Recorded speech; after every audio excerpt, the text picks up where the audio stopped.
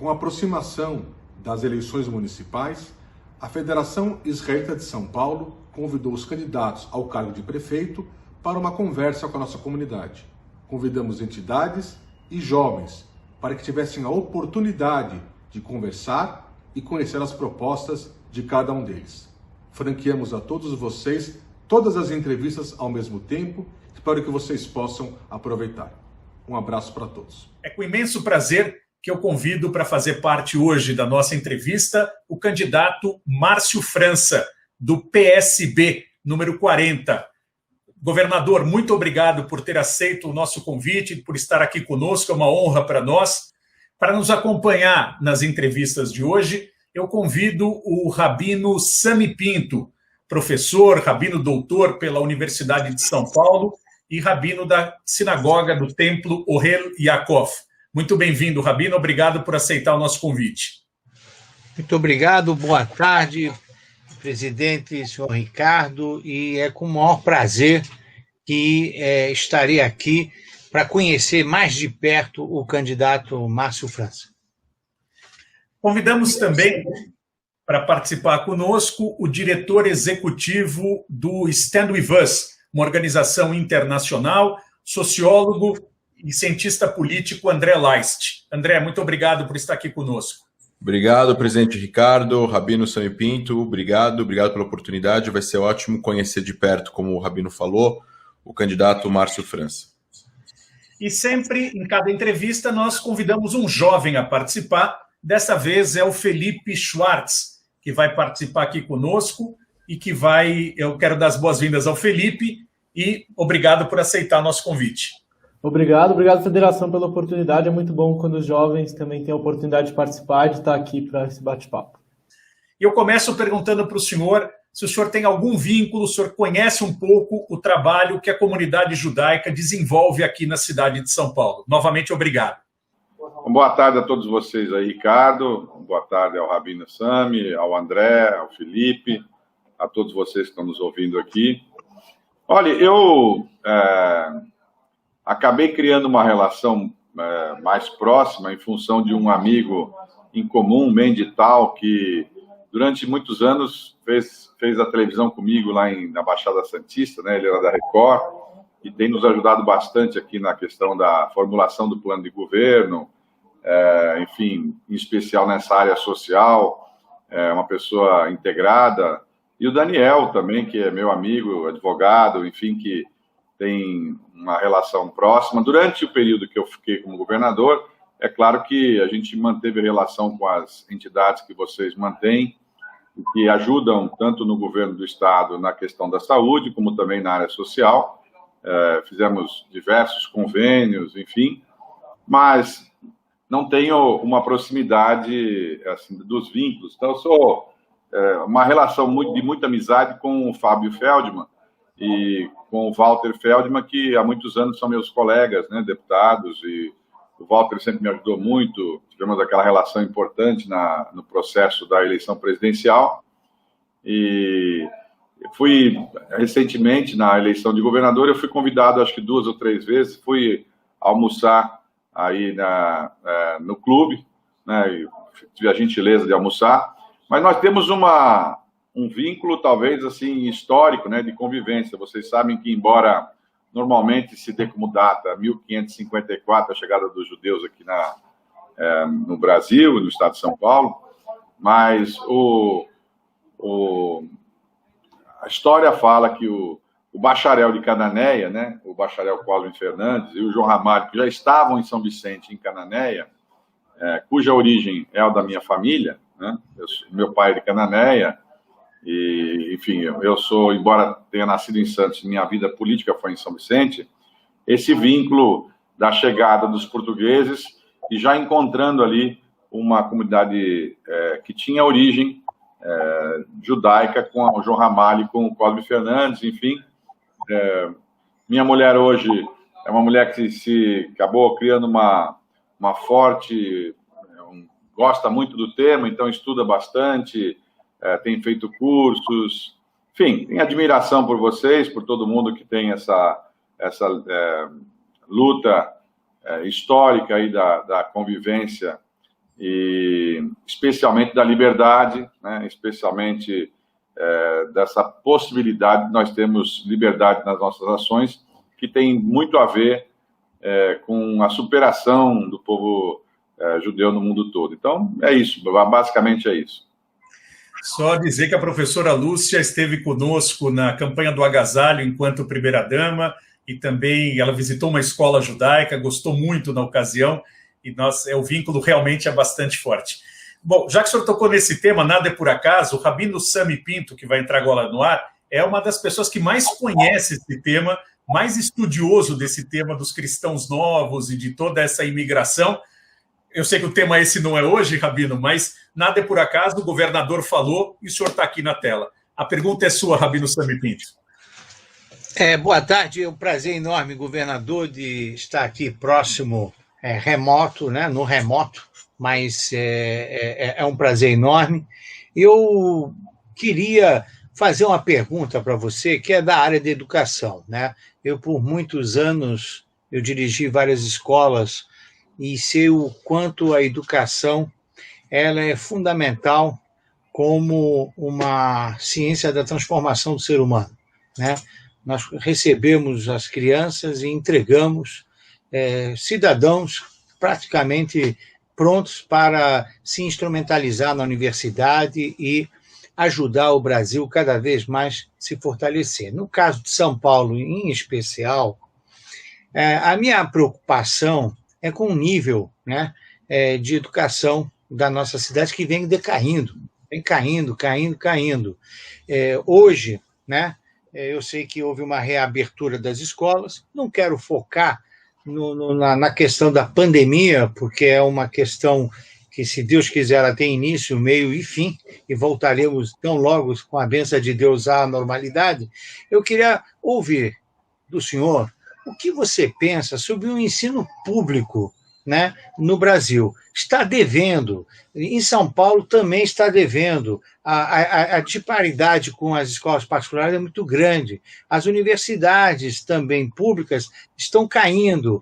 Então, isso nós que sabemos o quão a educação é fundamental, é pilar para a construção de uma nação, estou muito preocupado com a infraestrutura das escolas públicas, municipais, preocupado com a qualidade da docência no nosso país, com a qualidade da infraestrutura, da didática, né, de ensino. Então, o que você tem em mente para fazer eu diria que essa alma da nossa nação evoluir? Porque, do jeito que está, nós estamos caindo, e caindo feio, né? Os índices estão aí, eu não quero tornar minha pergunta em questões numéricas. Por favor, governador. Bom, Rabino, claro que a educação é o desafio principal de um país do tamanho do nosso, né? Quando a gente começa a falar de educação, geralmente as pessoas falam: no meu tempo, a educação pública era muito boa. Eu mesmo falo isso, porque eu fiz a escola pública todinha, né? E, enfim, fui fazer universidade a partir das escolas públicas que eu cursei, né? Mas, com o tempo, houve uma mudança importante, porque a Constituição de 88 garantiu, em especial, o ensino médio para todo mundo. No meu tempo, a gente fazia uma espécie de vestibular para entrar no ensino médio, né? Então, não era todo mundo, só 25% das pessoas que tinham direito a fazer o ensino médio, né? Quando a gente abriu para todo mundo, a gente perdeu em qualidade. Então, roteiro, assim, como receita, né?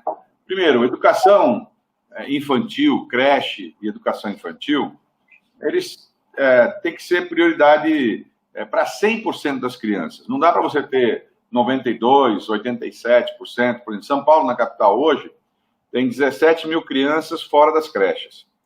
Não é um número alarmante se comparado com outras cidades na proporção, mas são 17 mil crianças que estão tendo retirado deles um direito. Não é só porque a mãe pode trabalhar, é porque a criança precisa ter a creche como uma iniciação à educação. Quando eu fui prefeito, por exemplo, em São Vicente, eu coloquei como meta 100% de vaga para criança em creche ao longo do primeiro ano, e nós tínhamos só 7% de crianças em creche. e quando nós saímos, nós tínhamos 100% de vagas em creche.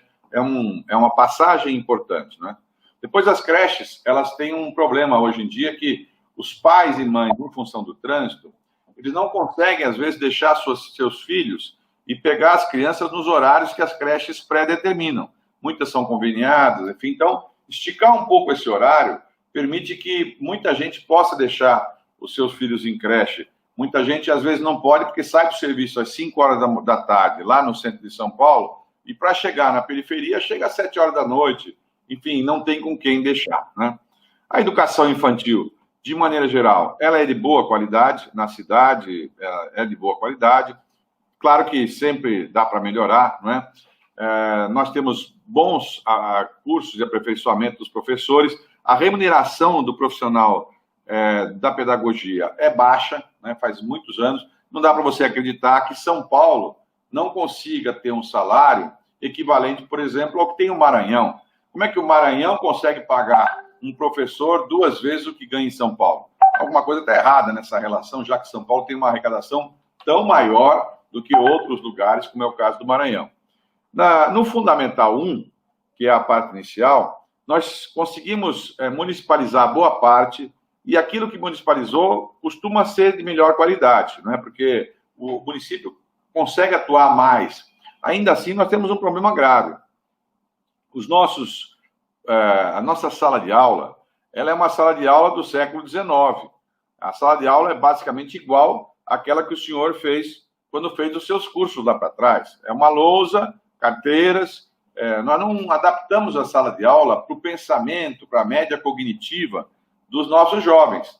Hoje o aluno está no século XXI, a sala de aula está no século XIX, e às vezes o professor está no século XX, tentando fazer a transição de um lado para o outro, porque ainda tem professores que têm dificuldade, né? Eu falo sempre que houve uma mudança na minha vida quando eu conheci, por exemplo, o processo de lousa digital.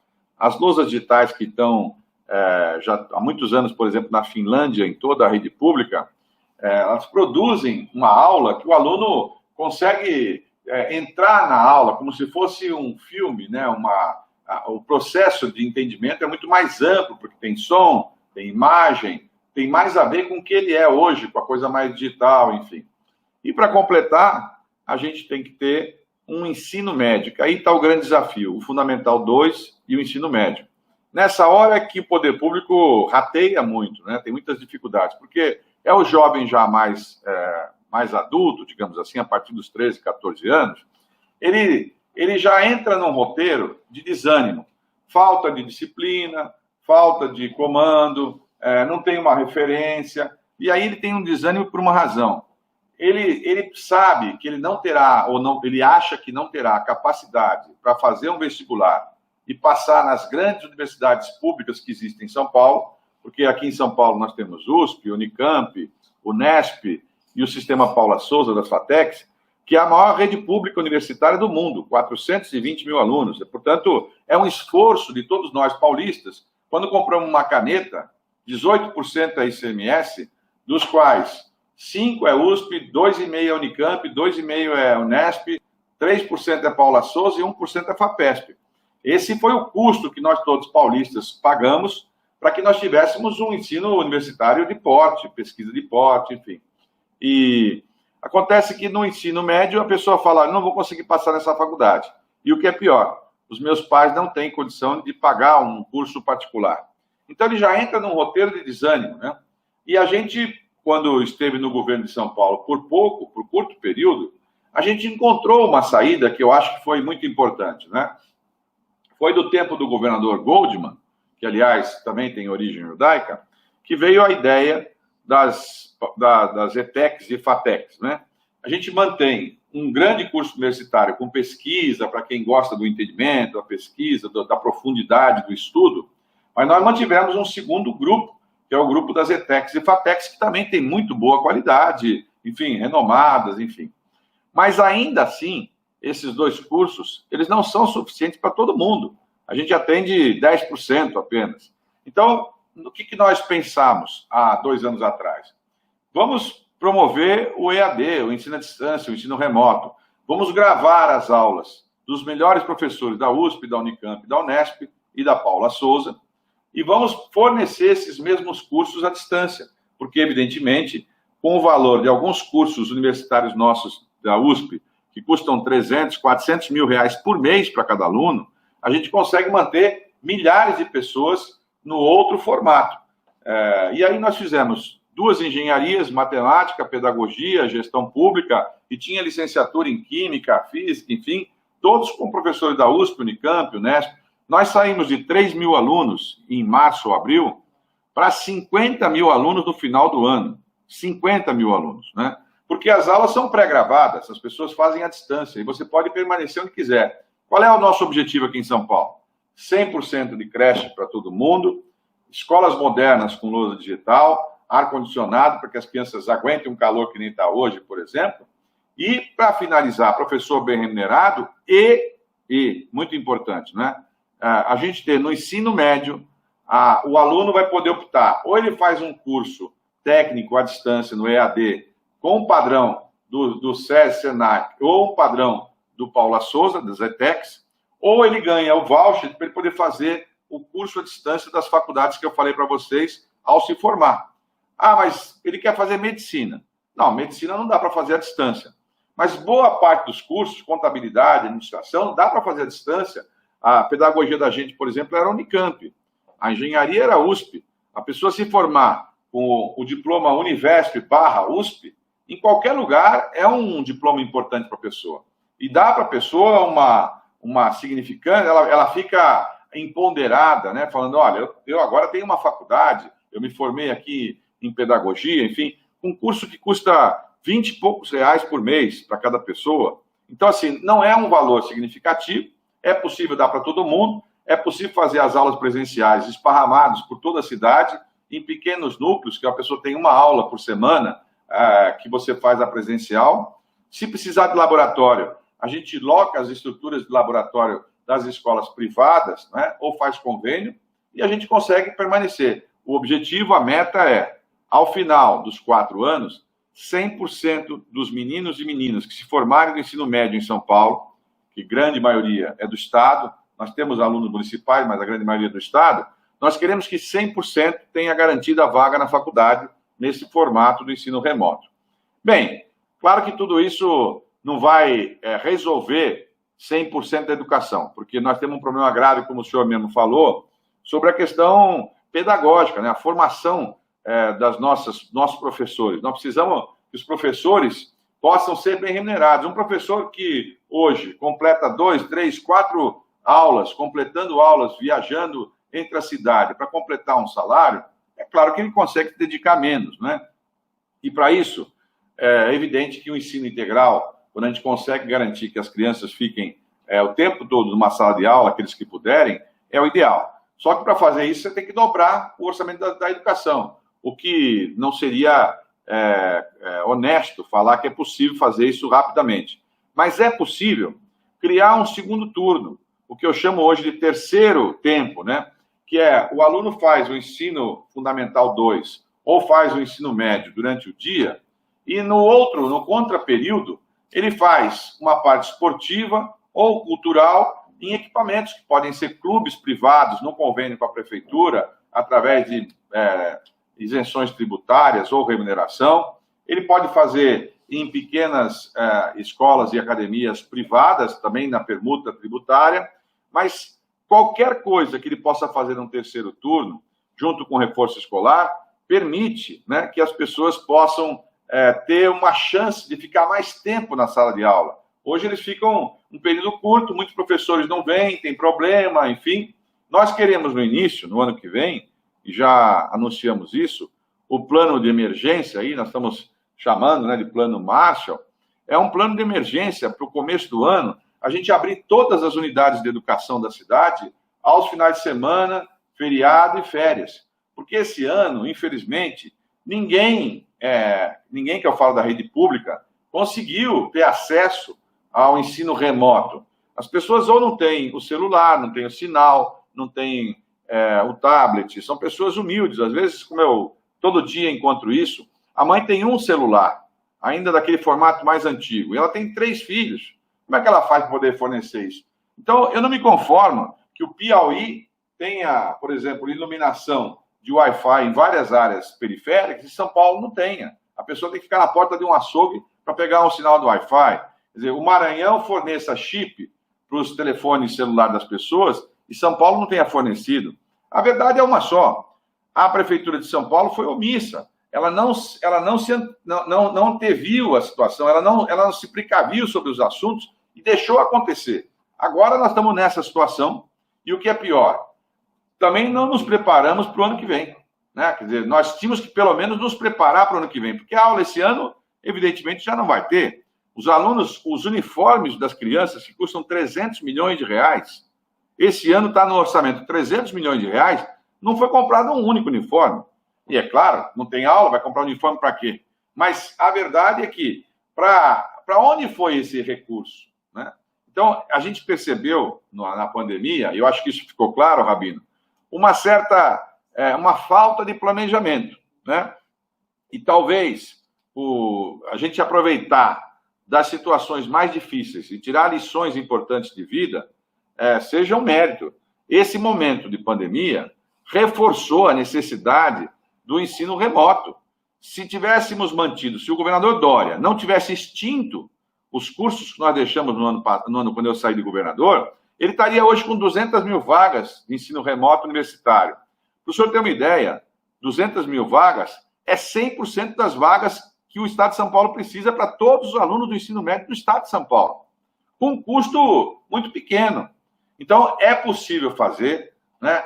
É possível. Basicamente, você tem que colocar mais recursos na educação, mas não é o que as pessoas falam, dobrar os valores, enfim. O ideal é que a gente tenha modernidade, tecnologia, para suprir essas nossas carências. E aí sim, animar os rapazes e as moças que hoje eles acham que o ensino é antigo para eles. Eu ouvi outro dia uma fala, o senhor deve já ter ouvido, um piloto de avião de 80 anos que tivesse sido congelado e descongelado agora, ele entra no avião, ele não liga nem o avião.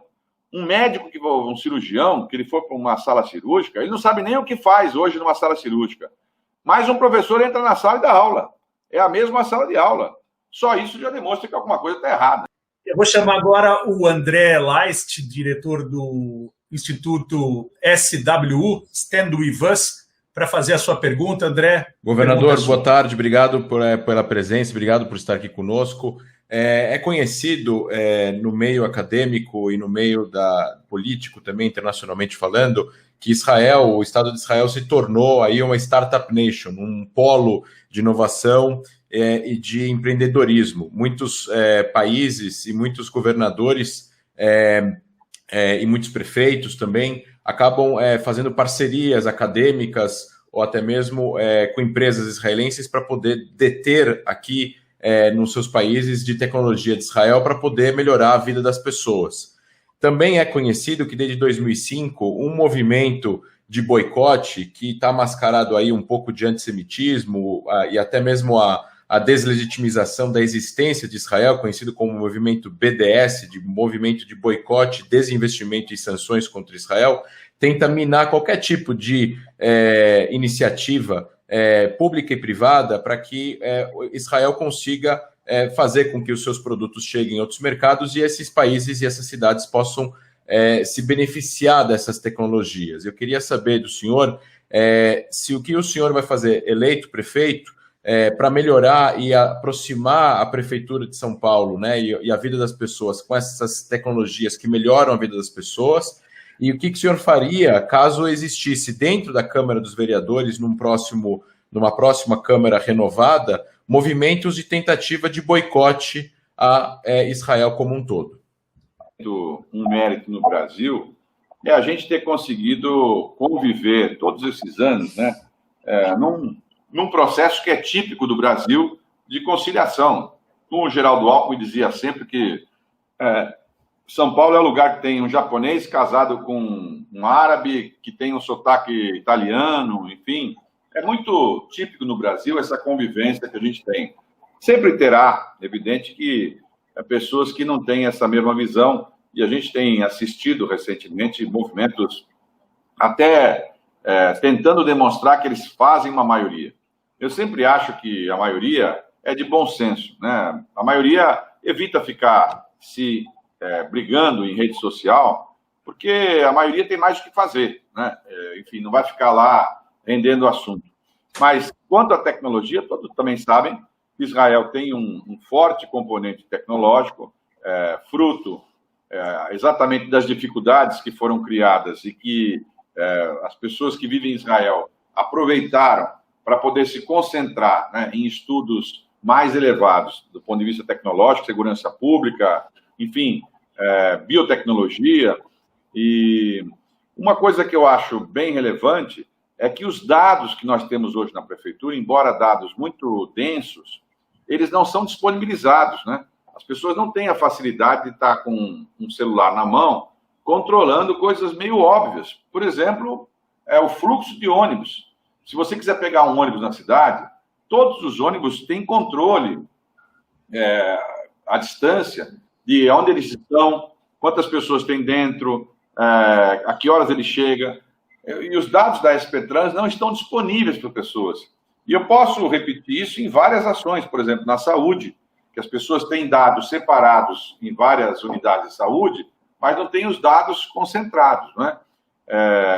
Na educação em especial, eu vi um programa de origem de Israel muito bacana, de gamificação, por exemplo, do ensino, né? Aliás, eu defendo isso há muitos anos, que os garotos e as meninas, eles são hoje muito provocados a fazer a gamificação das coisas, né?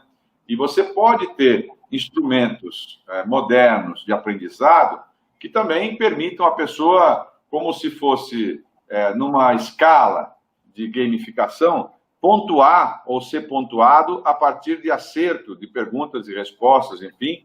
Esse programa é muito bacana. Aliás, eu já havia feito antes em escolas privadas, nunca tinha visto em escola pública, mas hoje está disponível com tecnologia de Israel. Então, assim, se houver algum caso de vereador, eu nem sei se há um caso específico de um vereador que possa afrontar essa liberdade que nós temos, mas certamente não será a maioria, porque no Brasil, assim, a grande maioria é meio pacificado nessas relações, né? Embora tenhamos alguns componentes assim esse momento atual, até por conta da história de Bolsonaro, PT, enfim, dá uma sensação que você tem que escolher um lado para se radicalizar. Eu vivi minha vida toda exercendo funções públicas, em cargo de prefeito, governador, secretário de Estado, enfim, e nunca tive a sorte de pegar um presidente ou um governador que fosse do meu partido. Mas também isso não fez diferença. Eu conversei com todos e falo com todos. Acho que o institucional, eu não tenho nenhuma razão de eu ir lá fazer uma malcriação para quem se elegeu. Eu respeito o processo eleitoral. Eu posso não concordar com o resultado da maioria, mas na medida que a maioria escolheu, eu me submeto à decisão da maioria. Quando acabou a eleição de governador, eu me recordo de pegar o telefone, 2 minutos depois, liguei para o governador Dória, eleito, né, recém-eleito. Falei, Dória, estou à sua disposição, parabéns pela vitória, aquilo que eu puder ajudar aqui na transição e depois, quando eu for ex-governador, eu gostaria muito de poder lhe ajudar naquilo que eu puder lhe auxiliar. Eu acho que essa é a tarefa institucional de qualquer um que tem uma noção, né, de que acima da gente está o institucional, que vai passar, mas o país fica, as coisas ficam, né? O institucional sempre permanece. Obrigado, André. Vamos chamar o Felipe Schwartz, que é o nosso representante da juventude, para fazer a pergunta ao governador Márcio França. Por favor, Felipe. Bom, governador, obrigado pela presença. Eu estou me formando em administração pública e uma das pautas mais comuns que a gente vê no curso, que a gente discute sobre São Paulo, é justamente a gestão dos bairros, a gestão regional que existe na cidade. Existem milhares de cidades dentro da própria cidade de São Paulo. E você, com essa experiência de prefeito, mesmo que numa cidade menor, eu gostaria de saber como você pretende lidar com as subprefeituras ou prefeituras regionais, em especial com o caso do centro da cidade. Recentemente teve a polêmica do Vale do Anhangabaú, de uma foto no meio da obra, críticas à obra. Então, eu gostaria que você respondesse, contasse um pouco para a gente de como o senhor pretende lidar com as prefeituras regionais, subprefeituras, em especial o caso do centro da cidade. Bom, numa cidade tão grande como São Paulo, é claro que você tem que ter também subprefeituras, né, funcionando. Muito distante, na borda, você chegar da subprefeitura até o centro para poder fazer uma reivindicação, enfim. E alguns serviços funcionam adequadamente, porque as licitações são feitas centralizadas, mas depois eles são repassados para as subprefeituras como se fosse um crédito, e cada subprefeito organiza esse crédito na sua regional. O problema é que o prefeito, enfraquecido pela circunstância do próprio governador e pelo fato de não ter sido eleito, ele ficou refém de um grupo de vereadores que hoje controla as subprefeituras. Então, os subprefeitos não são indicados pelo prefeito, são indicados pelos vereadores. É uma extensão do gabinete dos vereadores. Em cada subprefeitura tem um grupo de pessoas. Ninguém consegue, por exemplo, arrumar uma poda de árvore, uma limpeza de um muro, ou, enfim, um buraco, se não for por intermédio de um vereador que se sente um pouco dono daquele bairro e dono das pessoas, né? Esse é um grande equívoco, porque os vereadores, embora importantes, eles foram eleitos também, mas eles não podem misturar as fitas, né? Eles têm que fiscalizar. Como é que eles vão fiscalizar se eles próprios indicam as pessoas que estão nas subprefeituras, né? E eles mesmos fiscalizam o indicado deles próprios, né? E as obras que eles mesmos contratam. É claro que não podia dar certo, né? E eu vi, o governador demite funcionário da prefeitura, o governador de São Paulo demite, manda embora, troca. Isso desautoriza, né, o prefeito. Ele fica ruim. As regionais são importantes, mas elas têm que ter autonomia. E você, claro, faz tudo por auditagem, fiscaliza, enfim, faz o controle. Eles perderam 2 anos praticamente sem fazer os registros de preço de manutenção urbana. Agora, no finalzinho, eles estão correndo para tentar estancar esse prejuízo. Estão quebrando calçada na cidade toda, né, colocando uma capinha de asfalto, que tem sido até importante. Mas, por exemplo, vamos pegar o assunto do asfalto. Existe asfalto moderno que é poroso. Se você colocar asfalto moderno poroso nas ruas secundárias dos bairros, você tem muito menos enchente. Se você tiver menos enchente, você precisa de menos piscinão.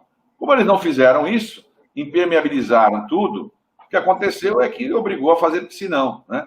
Então, eu sinto um software rodando na prefeitura, meio que no automático, sem impulso e sem criatividade, O momento atual exige das prefeituras uma mudança no comportamento. Não é este prefeito, são todos, assim. As prefeituras não têm mais aquela função apenas de tampar buraco enfim, e limpar a vala, né? A prefeitura pode muito mais, ela pode ser uma indutora, né, de negócios, de comércios, de empreendimentos.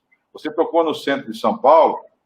Se a pessoa andar pelo centro de São Paulo e não tiver um certo constrangimento, ou ela tem uma deficiência visual, ou ela é de um coração de pedra, porque assim, é uma multidão de gente esparramada pelo centro, no chão, né?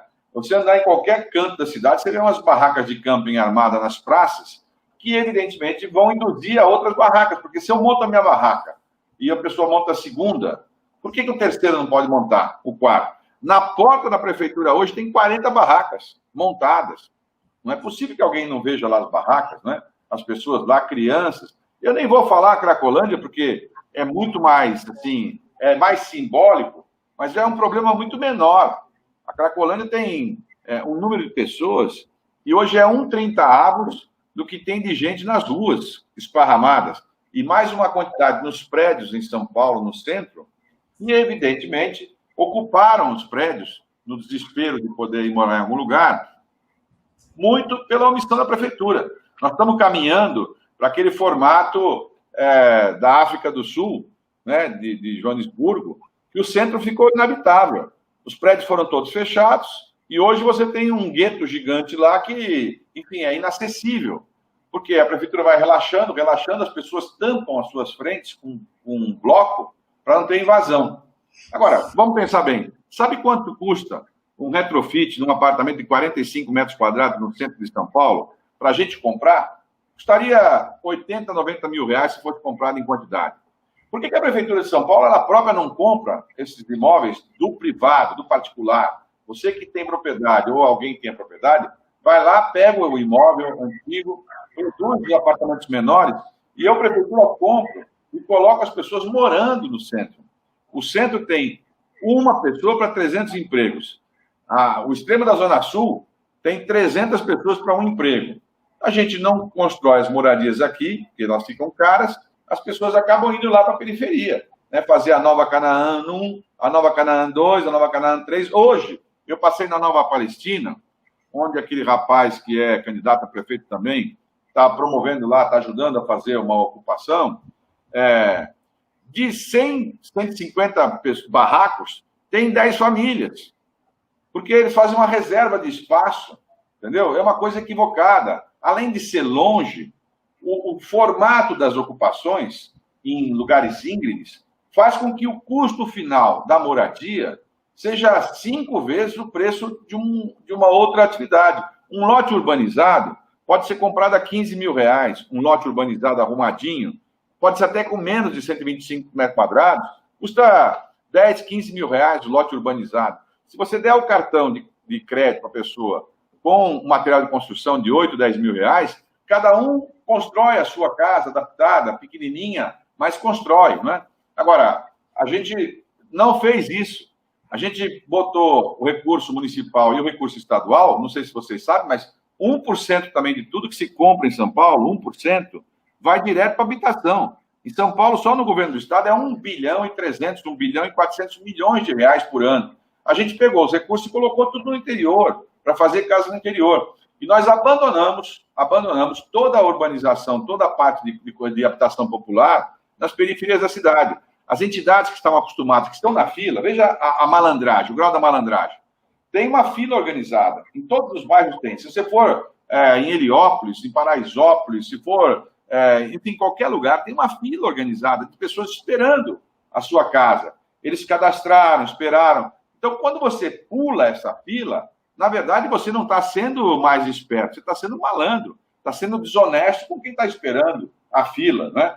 Então, São Paulo tem essa organização, a tarefa do centro de São Paulo é essencial. Nós temos quase 7 mil prédios abandonados no centro de São Paulo, que poderiam estar ocupados, e não adianta transferir para lá repartições públicas. Nós temos que transferir para lá habitações, ainda que menores em tamanhos. Governador, nós estamos chegando no nosso tempo. Eu pedi a Felipe ficar aqui na sala. Eu vou chamar o Rabino Sami e também o André Leist para agradecer o governador Márcio França por esse tempo que nos deu, desejar sorte para o senhor, sucesso, e que o senhor pode contar com a comunidade judaica, caso eleito prefeito, e se também não for eleito, o senhor pode contar com a comunidade judaica, que tem um grande respeito pelo senhor e pelo seu trabalho. Muito obrigado por ter estado aqui conosco.